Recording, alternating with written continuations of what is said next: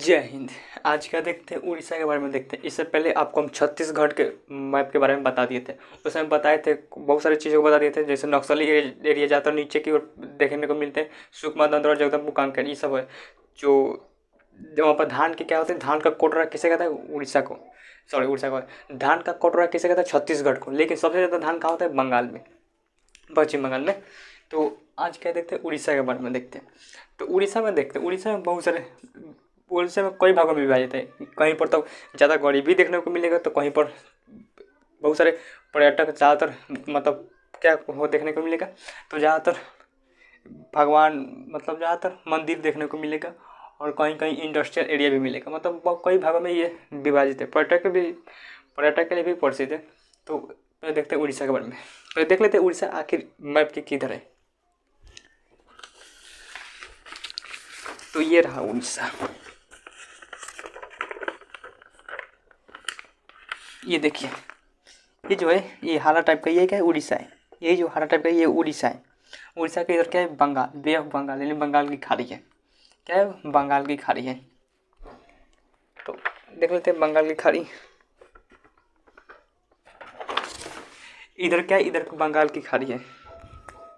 बंगाल की खाड़ी, बंगाल की खाड़ी क्या है? खाड़ी है।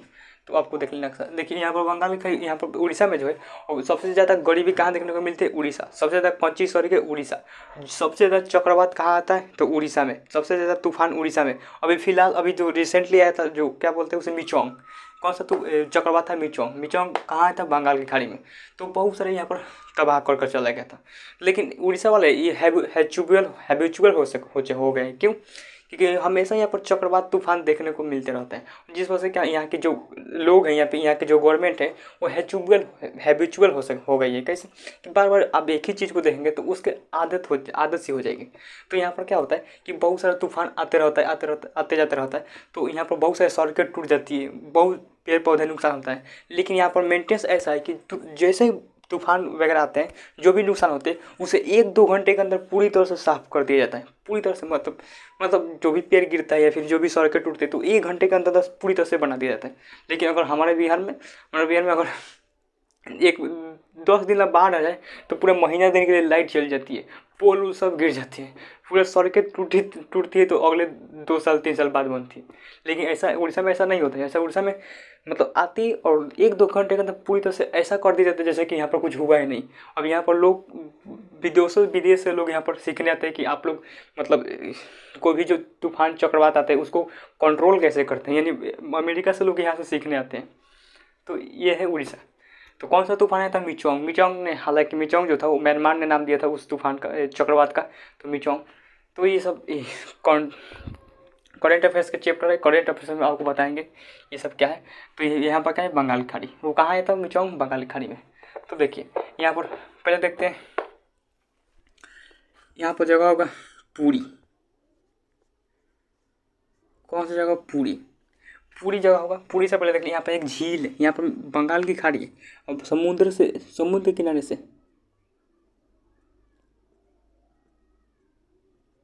यहाँ पर झील है। कौन सा झील है? चिल्का झील। चिल्का चिल्का झील। कौन सा झील है? चिल्का झील। चिल्का झील है। चिल्का झील में ये नमक की ज़्यादा मात्रा है, क्योंकि ये समुद्र के एरिया है। इधर समुद्र के सटा सटा है चिल्का झील। तो चिल्का झील में ऑब्वियसली बात है कि चिल्का झील में नमक की मात्रा ज़्यादा होगा। तो देखिए, जब भी समुद्र के किनारे झील बनते हैं उसे लैगून झील कहते हैं। कहते हैं लैगून झील कहते हैं। तो चिल्का झील किस झील का उदाहरण है? लैगून झील का उदाहरण है। तो लैगून झील जो है, चिल्का झील जो है, वो खारे पानी का झील है। कौन सा झील है? खारे पानी का झील है। क्वेश्चन पूछेगा, भारत में सबसे खारा पानी का झील कौन सा है? चिल्का झील। कौन सा? चिल्का झील। खारा पानी उसे कहते हैं जिसमें नमक की मात्रा ज़्यादा रहता है, उसे खारा पानी का झील कहते हैं। तो सबसे ज़्यादा खारे पानी का झील भारत में चिल्का झील। चिल्का झील के ऊपर देखिए एक कौन सा जगह का? पुरी। पुरी किस लिए? यहाँ पर एक पुरी का जगन्नाथ मंदिर, कोणार्क का सूर्य मंदिर, पुरी का कौन सा मंदिर है? जगन्नाथ मंदिर। ये देखिए 3 शहर मिलेंगे, पुरी, कोणार्क। यहाँ पर जगह मिलेगा कोणार्क। कोणार्क। यहाँ पर मिलेगा भुवनेश्वर। भुवनेश्वर। कौन सा 3 शहर मिलेंगे, पुरी, कोणार्क और भुवनेश्वर। देखिए पुरी कोणार्क, पुरी में क्या है, वो खाने वाला पुरी मत समझ लीजिए कि शहर का नाम है पुरी। देखिए कोणार्क, कोणार्क में कौन सा मंदिर है, सूर्य मंदिर। कोणार्क का सूर्य मंदिर। पुरी, पुरी का जगन्नाथ मंदिर, जगन्नाथ, पुरी का जगन्नाथ मंदिर। और भुवनेश्वर, भुवनेश्वर, भुवनेश्वर का लिंगराज मंदिर, लिंगराज, लिंगराज मंदिर। कौन सा मंदिर है, लिंगराज मंदिर। ये किसने बनाया था, ये क्वेश्चन पूछ देता है, ये सब क्वेश्चन क्या था, पूछता है कि कोणार्क का सूर्य मंदिर किसने बनाया था, पुरी का जगन्नाथ मंदिर किसने बनाया था, भुवनेश्वर का लिंगराज मंदिर किसने बनाया था। तो कोणार्क का सूर्य मंदिर जो था वो किसने बनाया था, नरसिंह प्रथम, नरसिंह प्रथम, नरसिंह प्रथम। पुरी का जगन्नाथ मंदिर किसने बनाया था, आनंद वर्मन, आनंद, आनंद वर्मन, वर्मन, आनंद वर्मन। और भुवनेश्वर का लिंगराज मंदिर किसने बनाया था, नरसिंह देव, नरसिंह, नरसिंह देव, किसने बनाया, नरसिंह देव। तो ये क्वेश्चन छोटे मोटे एग्जाम मतलब छोटे मोटे नहीं, मतलब जो भी वन लाइन मतलब एग्जेक्टिव क्वेश्चन आते हैं उनमें ये क्वेश्चन पूछ देता है। तो कोणार्क का सूर्य मंदिर किसने बनाया था, नरसिंह प्रथम। पुरी का जगन्नाथ मंदिर आनंद वर्मन। और भुवनेश्वर का लिंगराज मंदिर नरसिंह देव ने बनाया था। ये किस समय, जब हिस्ट्री पढ़ेगा तो उसमें एक वंश आएगा गंग वंश। कौन सा वंश, गंग वंश। तो गंग वंश के समय ये सब मंदिरों का निर्माण करवाया गया था। तो ये सब मंदिर है, लेकिन यहाँ पर बहुत सारी विशेषता है। यहाँ पर जो कोणार्क का सूर्य मंदिर, देखिए कोणार्क का जो सूर्य मंदिर है यहाँ पर उड़ीसा में जो है पुरी का जगन्नाथ मंदिर और भुवनेश्वर का लिंगराज मंदिर। यहाँ पर क्या होता है कि उड़ीसा में क्या होता है, एक रथ यात्रा निकाल जाती है। रथ यात्रा मतलब जैसे कि कोई जो भगवान रहते हैं, जिस मंदिर में कोई भी मंदिर बनाए उस मंदिर में एक गर्भगृह रहता है जिसमें कोई भी जो मूर्ति रहता है जिस भगवान का, उसको स्थापित कर रखते हैं। तो वो मंदिर 1 साल के मतलब हर 1 साल पर क्या होता है, उस मंदिर को बाहर निकाला जाता है और रथ यात्रा पर उसे रखकर घुमाया जाता है। तो उसे कहते हैं रथ यात्रा। तो रथ यात्रा बहुत ही फेमस है। सूर्य मंदिर, जो कोणार्क का सूर्य मंदिर है, ये रथ मंदिर यात्रा बहुत ही फेमस है। अच्छा, हालांकि आप कितने लोग बता सकते हैं कि बिहार में सूर्य मंदिर किस जिले में, किस जिले में, तो औरंगाबाद। जब आपको बिहार पढ़ाए थे तो उसमें बताए थे कि औरंगाबाद में कौन सा मंदिर है, सूर्य मंदिर है। हालांकि औरंगाबाद अगर महाराष्ट्र में पढ़ेंगे तो वो वहाँ पर भी एक जिला मिलेगा औरंगाबाद, लेकिन वो औरंगाबाद वो जो ये क्या कहते हैं उसे, जहांगीर के बीबी का मकबरा बनाएगा तो वो औरंगाबाद महाराष्ट्र के। लेकिन बिहार का औरंगाबाद में सूर्य मंदिर, लेकिन उतना फेमस नहीं है। लेकिन यहाँ पर जो कोणार्क का सूर्य मंदिर है, यहाँ पर रथ यात्रा निकाल जाती है। अब देखते हैं पुरी का जगन्नाथ मंदिर।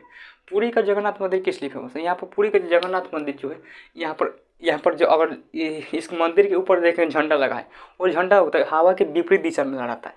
हवा के जो विपरीत दिशा में वो झंडा क्या होता है, लहराता है। लेकिन हाँ, जैसे कि हवा क्या है, पूरब से पश्चिम की ओर बह रहा है, तो झंडा जो होगा वो पश्चिम से पूरब की ओर लहराएगा। तो ऐसा इसलिए होता है, ऐसा ही होता है। और दूसरा क्या होता है कि यहाँ पर जब बहुत ही फेमस मंदिर है, जो कौन सा मंदिर, पुरी का जगन्नाथ मंदिर। तो जगन्नाथ मंदिर क्या होता है कि जैसे मान लें कि कोई बहुत सारा श्रद्धालु वहाँ पर गए और 2 लाख श्रद्धालु गए, मतलब घूमने के लिए, देखने के लिए, श्रद्धा के लिए।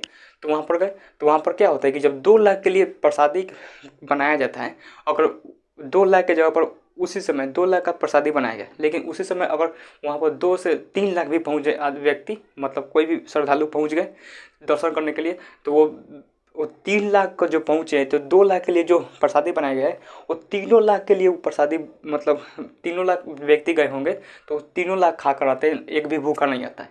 ऐसा होता है। अब आई डोंट नो ऐसा क्यों होता है। तो बहुत ही फेमस है आनंद वर्मन, पुरी का जगन्नाथ मंदिर। ऐसा कहा जाता है पुराणों में, आप देखेंगे तो पुराणों में कहा जाता है कि जो ऐसा इसलिए होता है, झंडा विपरीत इसलिए लहराता है। एक बार क्या हुआ था कि जब भगवान जगन्नाथ मंदिर में बैठे थे और बाहर पहरेदार कर रहे थे हनुमान जी, तो जब नारायण जी मिलने किसे, भगवान जगन्नाथ से, तो ये जब अंदर गए तो भी भगवान जगन्नाथ को देखे तो वो बेचैन बैठे थे।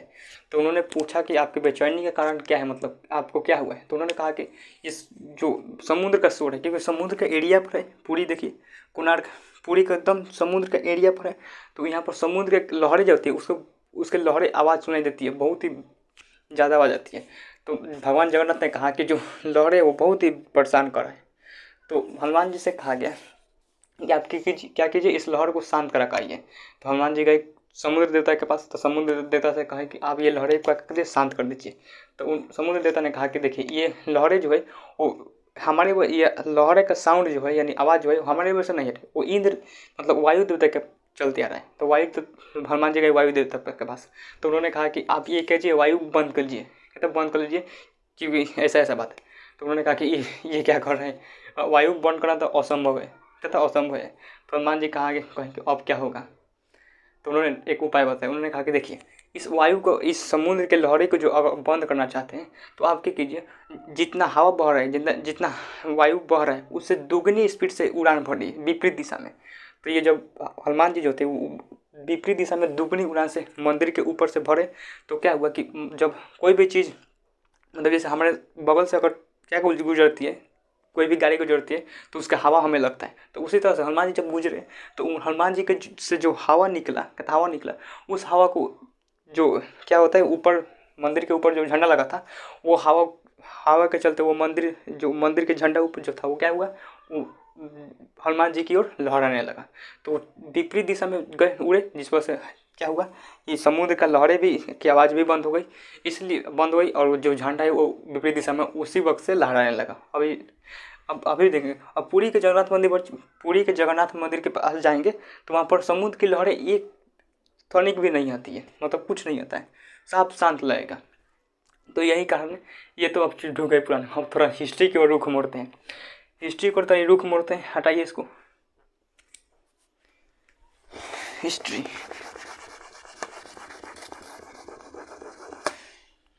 हिस्ट्री आप जब पढ़ेंगे तो आप एक पढ़ेंगे भक्ति आंदोलन। कौन सा नाम है? भक्ति आंदोलन। तो भक्ति आंदोलन में जो है एक आएंगे गुरु आए थे शंकराचार्य आएंगे। तो उन्होंने क्या किया था, 4 अलग अलग जगहों पर खंडपीठ बनाया था। जैसे 4 अलग अलग भारत में खंडपीठ बनाया था। सीधा भारत का नक्शा ही बना देते हैं।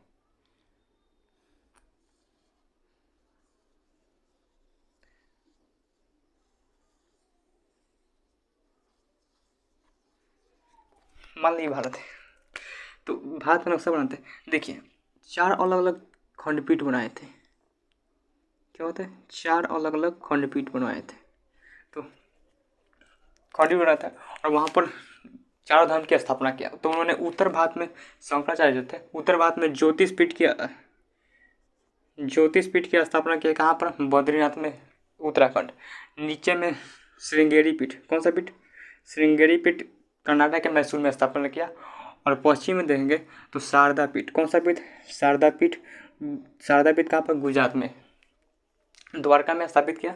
और जो चौथा जो था वो कौन सा? गोवर्धन पीठ जो था वो उड़ीसा के पुरी में स्थापना किए थे। तो शंकराचार्य ने गोवर्धन पीठ जो है वो कहाँ पर स्थापना किए थे? पुरी में।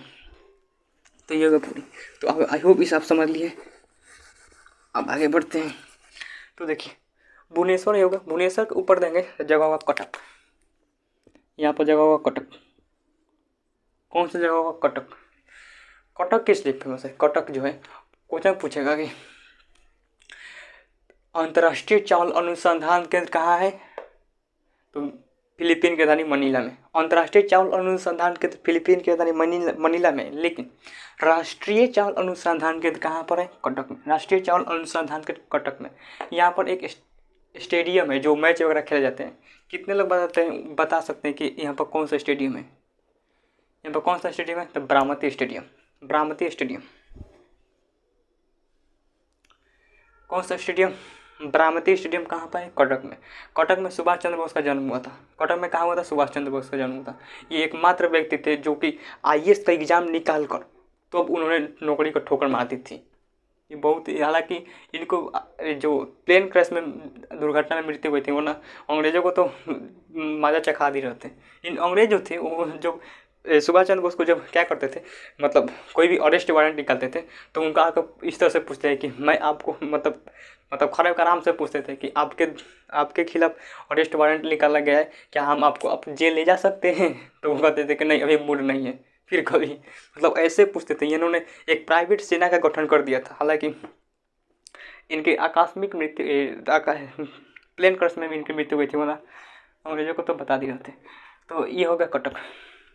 बारामती स्टेडियम कटक, राष्ट्रीय चावल अनुसंधान के कटक, अंतर्राष्ट्रीय चावल अनुसंधान में फिलीपीन की राजधानी मनीला में। कटक के ऊपर तो होगा तालचेर। तालचेर कटक के ऊपर कौन सा जगह होगा? तालचेर। तालचेर किस लिए फेमस है? तालचेर में D2 नहीं, यहाँ पर क्या होता है, बिजली परमाणु घर कहाँ है? तालचेर में। बिजली परमाणु घर तालचेर में। तो आपको पता होगा बिजली परमाणु घर में भारी जल यानी D2, भारी जल का फॉर्मूला होता है D2O, तो उसका प्रयोग किया जाता है D2O तालचेर में। तालचेर के ऊपर जगह होगा सिमलीपाल। सिमलीपाल कौन सा शहर नहीं गई? सिमलीपाल ये राष्ट्रीय उद्यान है। सिमलीपाल राष्ट्रीय उद्यान जो है उड़ीसा में, वो यहाँ पर किस लिए फेमस है सिमलीपाल राष्ट्रीय उद्यान? तो बाघ के लिए। किसके लिए फेमस है? बाघ के लिए सिमलीपाल राष्ट्रीय उद्यान। तो आई होप इसे समझे होंगे। आज के लिए यहीं तक रहने देते, तब तक मिलते हैं नेक्स्ट वीडियो में। Thank you for watching video.